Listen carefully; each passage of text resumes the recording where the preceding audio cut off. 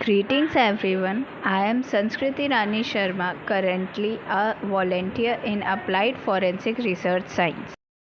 The contents of the slides are: we will first introduce the skull, then we will look for the features of male and female skulls, then the features that are indicating sex of an individual, then we will describe the indicators, then lastly we will wind up the slides with conclusion.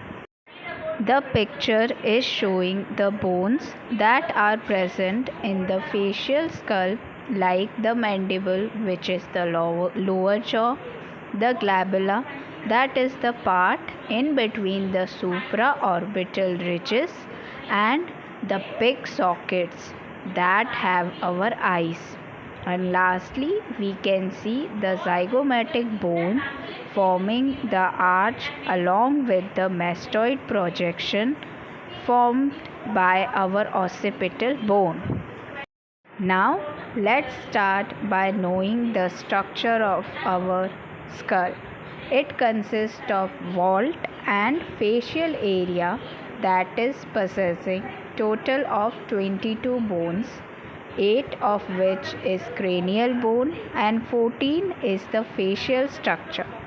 Our head consists of necessary sense organs like eyes, ear, nose, tongue and skin that spread all over our body.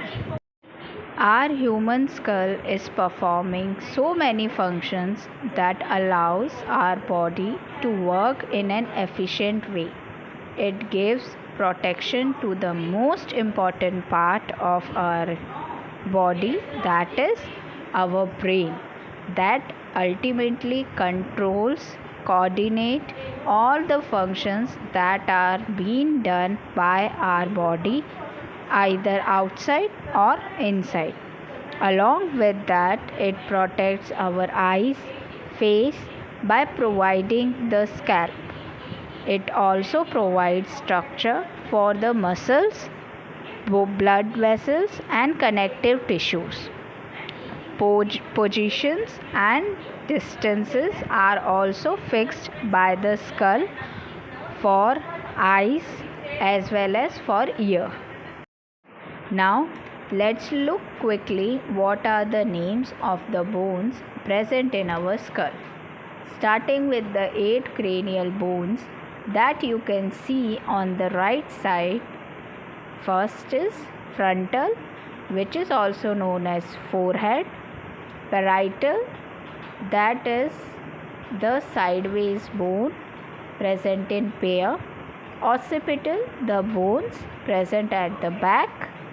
Temporal, present above the ear on both sides. Ethmoid bone extended inside the eye. Sphenoid, the butterfly shaped bone. Then we are moving towards our 14 facial bones that are having 2 unpaired and 6 paired bones, starting from lacrimal bone, also known as tear bone, zygomatic bone, cheekbone, nasal bone, then inferior nasal concha, the 2 holes in the nose, then maxilla, which is the upper jaw, then palatine, the hard part inside our mouth, vomer, the bone which is hidden and it is present inside our mouth at the end. Lastly, the mandible bone that forms the lower jaw. Now, let's check some of the morphological features that are present in male, like having blunt supraorbital margins, more pronounced supraorbital ridges, along with large mastoid projections, having marked temporal lines and more pronounced mental eminence, and many more. Same will go with the female skull also. They have sharp supraorbital margins, less pronounced supraorbital margins, slight temporal lines, and less pronounced mental eminence, also known as chin bone. Let's travel with the indicator that will help any forensic anthropologist to differentiate with the sex determination using skull. Starting with general appearance, then going into specifications like supraorbital, orbital mastoid projection, external occipital protuberance. Then we have zygomatic arch mandible bones, as you can locate in the picture shown. Now let's dive into the differences in detail. The right hand side table showing the differences at a glance, like how we can differentiate the sex using skull by their morphological features, which I have mentioned in before slides also, such as orbital, which are round in female and square in male.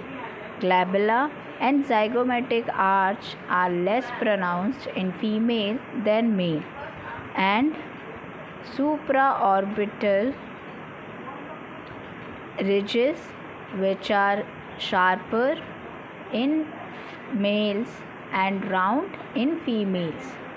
Not only these, there are many features which will help us to determine the sex.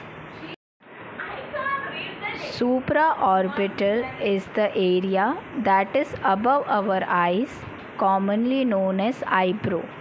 It is the region that have supraorbital ridges, supraorbital margins, along with the space present in between the two supraorbital ridges known as glabella.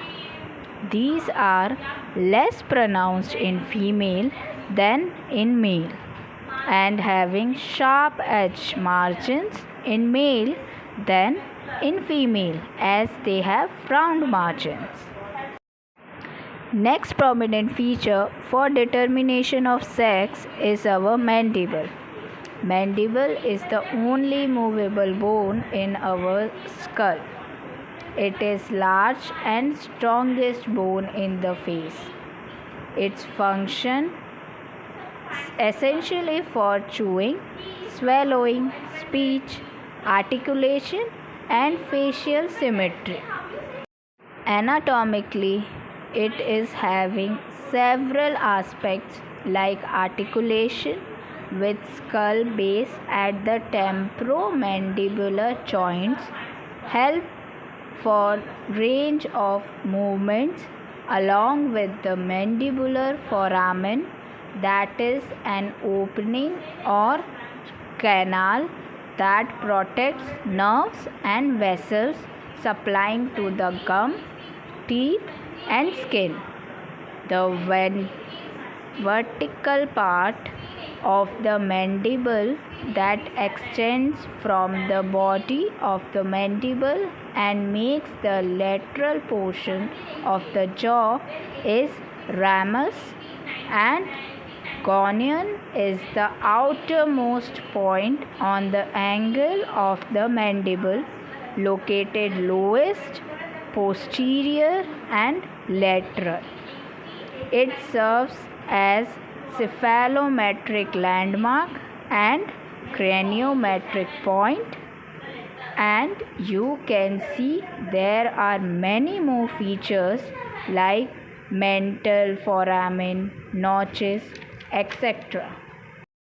From all the features of mandible, most efficient way to determine the sex is to look for the mandibular foramen and ramus. As I have discussed in the previous slide about ramus, now let's look for the mandibular foramen. which is a bony canal